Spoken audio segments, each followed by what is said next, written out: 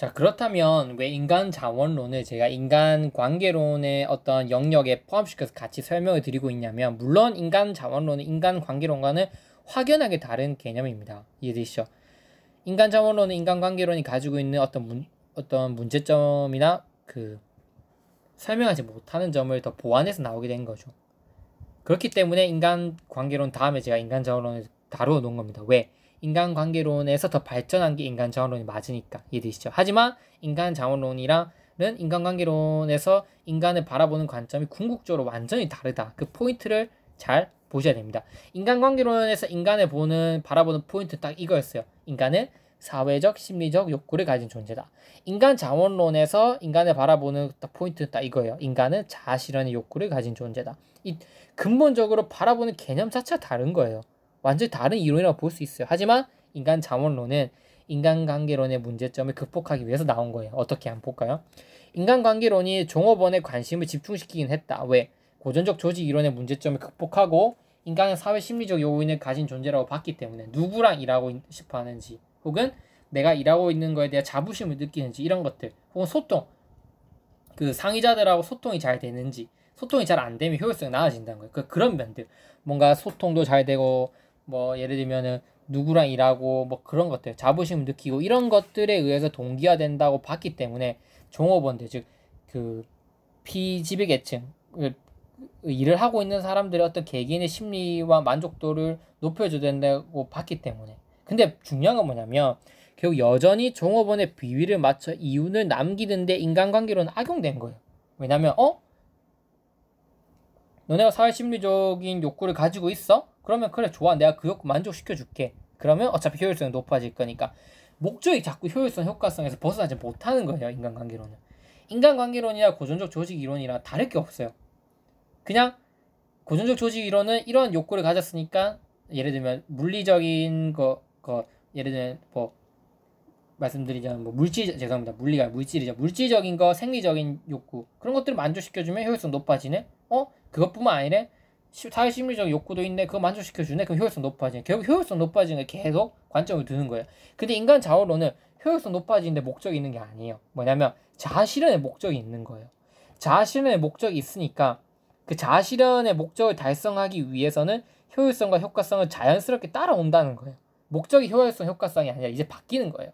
여기 보시면 결국 인간을 수단시한다는데 반기를 들고, 인간관계론이나 고전적 조직 이론이나 둘 다 인간을 수단시한다는 거예요. 거기에 대해서 문제점을 제기하고 인간을 목적시해야 된다는 거에서 생각이 바뀐 거다. 자, 인간의 효율성, 효과성을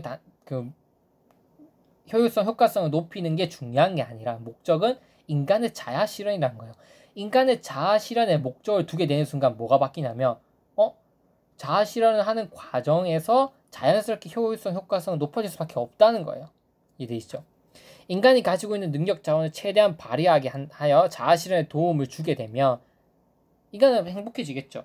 근데 그 행복해지는 것은 결국 효과성, 효율성을 높이는 게 아니라 그 행복해지는 그 과정 안에서 자연스럽게 효율성, 효과성이 높아진다는 거예요. 이걸 제가 좀 더 구체적으로 설명드릴 거예요, 뒤에서. 이해되시죠? 이렇게 마일즈와 헤어가 이런 인간 자원론을 주장하게 됐고, 그리고 서지오바니가 이 교육 행정에 인간 자원론을 적용시킨 겁니다. 서지오바니 중요하죠. 시험에 언제든지 나올 수 있습니다. 서지오바니가 나온다, 안 나올 수는 없죠. 서지오바니가 딱 시험에 나왔다 그럼 여러분 두 가지만 생각하시면 돼요. 인간 자원론을 묻는 거구나, 아니면 인간 자원론의 바탕을 둔 뭔가 다른 걸 묻는 거구나. 그거 제가 뒤에서 설명드릴 거예요. 어쨌든 서지오바니가 나오는 순간 여러분들은 이제 세 가지 나중에 생각하는 딱 키워드 방향이 있는데, 그래도 인간 자원론이 나올 수 있구나, 이거를 딱 머릿속에 딱 키워드화 시켜야 된다고 볼 수 있습니다. 이해되시죠? 자, 그럼 보면 제가 비교해 드릴게요. 이게 시험에 나올 확률이 높아요. 인간 관계론과 인간 자원론에 대해서 어떤 비교 문제가 시험에 나올 수 있죠. 한번 볼게요. 인간 관계론은 인간은 사회 심리적 욕구를 지닌 존재로 보는 거고, 인간 자원론은 인간의 자아 실현의 욕구를 지닌 존재로 보는 거예요. 인간 관계론은 인간이 가진 가장 중요한 욕구를 사회적 관계 욕구, 존경의 욕구를 봤던 거예요. 따라서 학교 경영에 참여시켜주면 만족감이 생겨서 일을 열심히 하겠다, 이렇게 보는 거예요. 뭔 말이냐면 의사결정, 자, 교사 너네들 의사결정에 참여시켜줄게, 이렇게 보는 거예요. 자, 너네 하고 싶지? 자, 참여해. 왜 참여시켜주냐면 이런 참여를 시켜주면 교사의 직무 만족은 증가한다는 거예요. 직무 만족이 증가하게 되면 효율성이 높아질 수밖에 없는 거죠. 만족감이 증가하니까. 왜냐하면 이렇게 의사결정을 하게 되면 교사들의 사회 심리적 만족 욕구를 만족시켜 준다는 거예요. 예를 들면 나도 의사결정에 참여할 수 있네. 뭔가 내가 존경의 어떤 존중을 받는 것 같은 느낌이 드는 거예요. 이해되시죠? 그러다 보니까 나를 의사결정에 참여시켜 주니까 인간은 나는 뭔가 존중받고 있는 것 같네. 좋아, 기분 거기 그 욕구가 만족되니까 교사의 직무 만족이 증가하는 거죠. 그렇게 되면 어떻게 된다? 그래서 일을 더 열심히 하게 된다는 거예요. 왜? 사회 심리적 욕구를 만족시켜 줬으니까 인간은 거기에 대해서 좀 더 열심히 일을 하게 되고 효과성을 확대된다고 보는 거예요. 이게 인간관계론의 설명이에요. 근데 인간 자원으로는 좀 달라요. 보세요. 뭐가 다르냐면 똑같아요. 과정은 똑같아요. 의사결정에 참여시켜요. 근데 효과성, 효율성이 확대되고 그 다음에 따라오는 게 교사의 직무 만족이에요. 이해되시죠? 이해되십니까, 여러분? 여기서는 직무 만족이 증가하니까 효과성, 효율성이 증가된다고 했어요. 근데 왜냐면 둘 다 틀린 말은 아니에요. 둘 다 맞는 말이에요. 근데 여기서의 직무 만족은 뭐랑 연관이 됐냐면 사회 심리적 욕구에 의해서 직무 만족이 증가되고 그래서 효과성, 효율성이 높아졌다. 이렇게 보는 거예요. 이해되시죠? 교사들의 사회 심리적 요인. 나는 이 친구랑 같이 일하고 싶은데 한 욕구가 있어요. 이 친구랑 같이 일하게만 해준다면 나는 진짜 열심히 일할 수 있는데 이거예요. 다시 설명드릴게요. 보세요. 내가 의사결정 할 수 있게 하는 거예요. 나는 예를 들면은 내 친구랑 일할 수 있도록 의사결정을 시켜준다는 거예요. 이해되시죠? 내가 저 친구랑 일할 수 있게 해주기만 한다면 나 진짜 열심히 일할 수 있을 것 같은데 실제로 그렇게 의사결정 시켜줬죠? 그럼 근데 진짜 친구랑 일할 수 있네? 그러면 나 열심히 일해야지 이거예요. 아니면 나를 의사결정에 참여시켜줬네? 난 진짜 존중받고 있네? 이래서 효율성 높아져. 열심히 일해야지 이렇게 보는 게 인간관계론이에요. 근데 인간 자원은 좀 달라요. 의사결정에 참여시켜주죠? 그럼 딱 이걸 생각하는 게 뭐냐면 이거죠. 나를 의사결정에 참여시켜줬네. 보자. 내가 그러면 뭘 할 수 있지? 인간은 능동적 존재잖아요. 봐. 자, 교장선생님이 얘기한 거예요. 넌 하고 싶은 대로 해보세요, 여러분. 학생들 교육적 목적을 달성하기 위해서 여러분들이 뭐 방과 후 프로그램을 짜든 뭘 해도 알아서 해보세요. 이렇게 자율성을 딱 준 거예요. 그럼 이거예요. 뭐 어떤 교사랑 일하든 그것도 여러분 다 선택하세요. 누구랑 일하든 뭐 시간표 어떻게 짜든 여러분들이 해보세요 이거죠. 그럼 딱 생각하는 거예요. 애들의 그 수업 만족도를 높이기 위해서는 뭘 해줘야 될까? 뭐 책을 읽는 반을 만들어줘야 될까? 아니면 뭐 실제 체험을 할 수 있는 반을 만들어줘야 될까? 이렇게 노력을 하게 된다는 거예요. 의사결정에 어떤 권한을 주게 되는 순간 인간은 자아실현 욕구가 있잖아요. 그럼 그 욕구가 있는데 그걸 만족시키기 위해서 어떻게 만족시키려고 열심히 노력하는 거예요. 자, 보자. 그러면 딱 의사결정에 참여시키면 자아실현 욕구가 있어서 나는 이렇게 해봐야지 하는 어떤 생각을 가지게 된다는 거죠. 그럼 실제 해보는 거예요. 자, 이렇게 목표를 세웠으니까 이렇게 해보는 거예요. 그럼 그 과정에서 어떻게 된다? 목표를 효율적으로 최대한 달성하게 되겠죠. 그렇게 되면 진짜 내 자아실현 이렇게 하다 보니까 아이들의 어떤 교육적 만족도가 높아졌네. 그때 교사의 자아실현의 어떤 만족이 증가하게 된다. 이렇게 보는 거예요. 이해되십니까, 여러분? 약간 어려울 수 있는데 이거예요. 의사결정 참여를 시켜줬네? 그러면 나 이렇게 해봐야지. 실제 그렇게 했네? 결과가 이렇게 나왔네? 자아실현, 만족감이 증가되네. 이렇게 보는 거예요. 이해되시죠? 교육 최종 목적지는 인간 자원론은 교사의 직무 만족 증가로 보는 겁니다. 교사의 직무 만족이 증가되게 되는데 증가되게 되는 그 과정 안에서 뭐가 있다? 이게 자아실현의 욕구를 달성하기 위한 그 과정에서 효과성과 효율성은 자연스럽게 확대될 수밖에 없다고 보는 거죠. 이해되시죠? 섹션 포인트 뭐냐면 이때 교사의 직무 만족 증가는 뭐 때문에 되는 거다? 자아실현의 만족이 증가하는 거고 이때 직무 만족은 뭐다? 교사들의 사회 심리적 만족을 높인다는 거예요. 그래서 포인트 자체가 달라요. 결과는 직무 만족의 증가니까 똑같다고 생각하실 수 있는데 여러분 접근하는 방식이 달라야 돼요. 이때 직무 만족은 사회 심리적인 만족감이 높아져서 직무 만족이 됐다는 거고 이때 직무 만족이 증가했다는 거는 자기가 자아실현의 욕구를 만족시켰기 때문에 직무 만족이 증가했다고 보는 거예요. 이해되십니까, 여러분?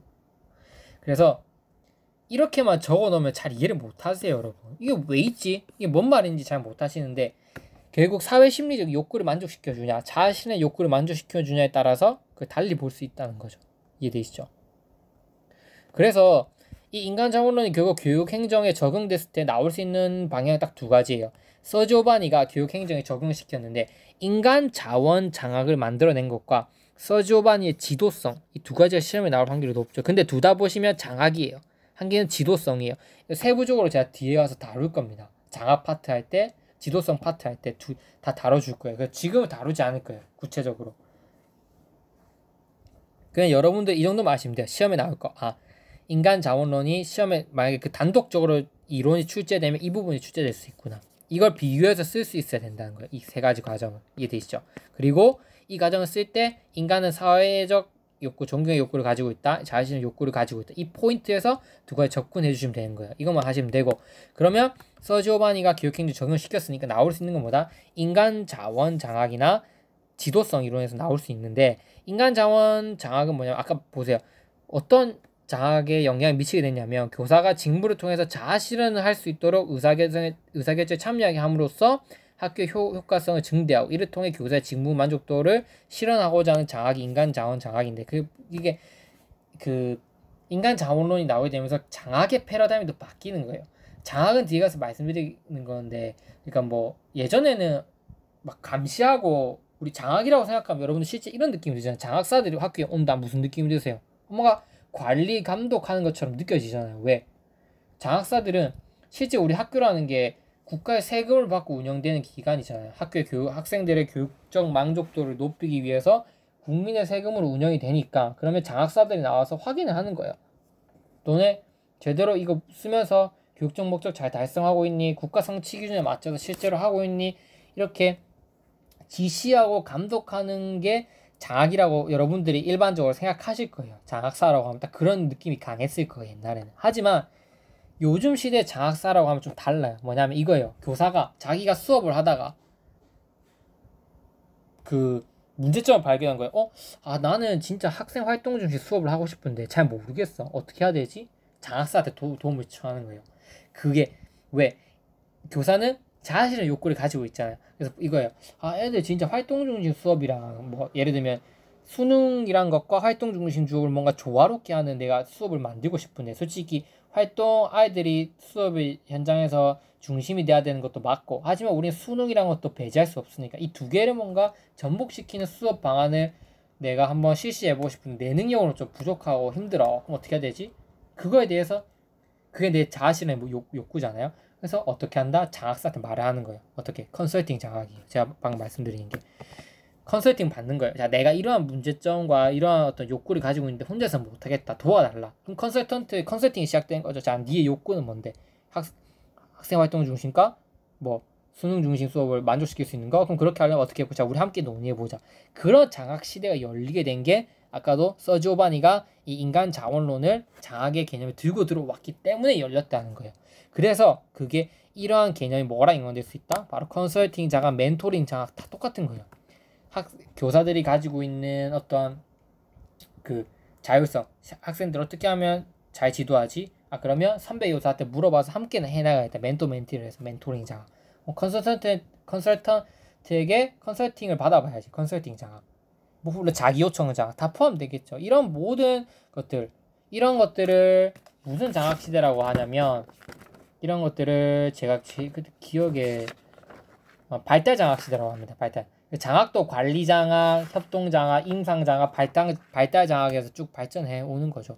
그래서 이렇게 서지오바니가 인간 자원론을 그 교육 행정에 끌고 들어왔을 때 가장 미치게 된 가장 큰 변화는 장학이라고 하는 개념이 이전에는 뭔가 통제된 거 혹은 뭔가 수업을 좀 더 잘하고자 하는 그런 장학이었다면, 지금은 이 서지오바니 인간 자원론에 의해서 장학은 수업이나 그런 거에만 해당되는 게 아니라 실제로 교사가 바라는 직무 만족, 자기 자아 실현 욕구를 만족시키기 위해서 행하게 되는 것으로 장학의 개념 패러다임이 또 바뀌게 된다는 거죠.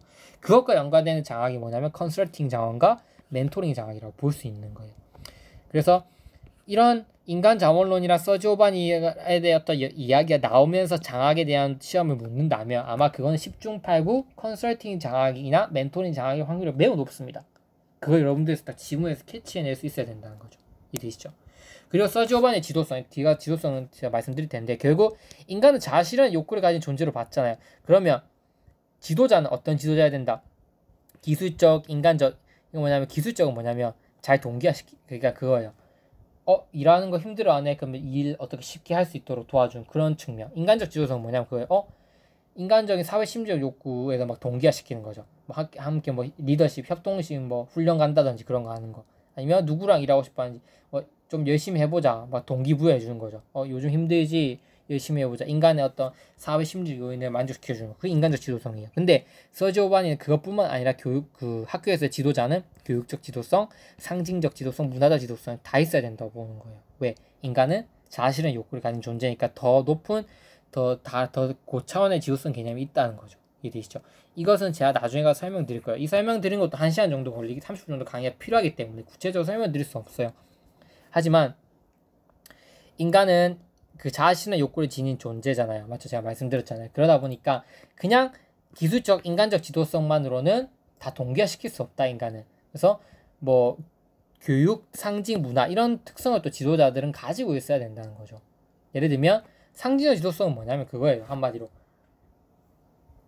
그 사람들이 어떤 내 강의를 들었을 때 막 연설을 할 때 사람들이 어떤 동기를 끌어올릴 수 있어야 되는 거야. 진짜 내가 열심히 해봐야겠다. 막 내가 어떤 연설을 했을 때, 자, 우리 모두 함께, 제가 교장 선생님입니다. 우리 학교 발전을 위해서 정말 열심히 노력해 갑시다. 제가 앞장서겠습니다, 여러분. 이렇게 하면서 뭐 상징적인 뭐 누구의 어떤 연설문, 어떤 누구 이 말을 인용하는 뭐 스티브 잡스 이렇게 얘기했습니다라든지 아니면은 뭐 링컨 이렇게 얘기했으면서 인용을 하면서 사람들이 가지고 있는 자기 어떤 조직의 목표로 그 목표를 달성하기 위해서 뭔가 동기를 막 끌어올릴 수 있는 자신의 욕구를 끌어올릴 수 있는 그런 지도성이 필요한 게 상징적 지도성이라고 보는 거예요. 왜? 인간은 인간적 그 사회 심리적 욕구, 그다음 물질적 욕구만 가진 거에서 더 나아가서 자신의 욕구를 가진 존재니까 서지오바니는 지도성을 좀 더 위에 단위까지 한번 살펴보게 된 것이죠. 이해되시죠? 그런 것들은 제가 또 지도성 이론할 때 설명드리도록 하겠습니다. 일단 인간 자원론은 이까지 하고 강의를 끊고 그 다음 시간에는 이제 체제 이론은 또 뭘까? 도대체 인간관계론이랑 인간자원론 이제 했고 고정적 조직 이론도 알겠는데 그럼 체제 이론은 도대체 뭐지? 그거에 대해서 한번 살펴보도록 하겠습니다. 체제 이론에서 시험에 나올 수 있는 건 뭐냐면 카우프만의 체제적 접근 모형과 게첼과 텔렌의 사회과정 모형, 그러니까 개방체제 이 세 가지가 있을 겁니다. 시험에. 이해되시죠? 자, 다음 시간 이어서 가보도록 하겠습니다. 감사합니다. 많은 구독과 좋아요 부탁드리겠습니다.